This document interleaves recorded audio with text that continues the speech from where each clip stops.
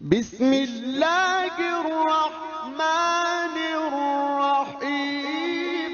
یہودیوں نے ایک طوفان اٹھا دیا۔ پہلے تو یہودی خوش تھے، انہیں یہ احساس ہوا کہ محمد تو ہمارے کیمپ فالوور ہیں۔ جب ہمارے قبلے کی طرف رخ کر کے انہوں نے نماز پڑھنی شروع کی ہے، اس کا مطلب ہے کہ ہی از فالوئنگ اس، تو ہمارے پیروکار ہو گئے، تو جھگڑا کائے کا ہے۔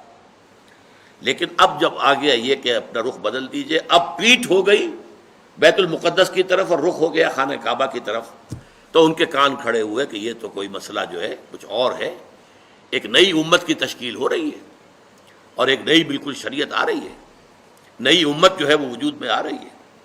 انہوں نے اس کو ایک مسئلہ بنا لیا، پروپیگنڈے کا طوفان کھڑا کر دیا۔ یہ کیسے نبی ہیں جن کا قبلہ ہی معین نہیں ہے؟ 16 مہینے ادھر رخ کر کے نماز پڑھی، اگر ادھر کا قبلہ تھا تو وہ غلط تھا، تو 16 مہینے کی نمازیں زیرو ہو گئی، اور اگر وہی صحیح قبلہ تھا تو اب جو نمازیں پڑھ رہے ہیں وہ زیرو ہو گئی۔ قبلہ تو اپنی جگہ سے نہیں ہل سکتا، قبلہ تو ایک ہی ہوتا ہے، ان کا قبلہ ہی معین نہیں ہے۔ 16 مہینے ادھر رخ کر کے نماز پڑھی، اب ادھر رخ کر لیا۔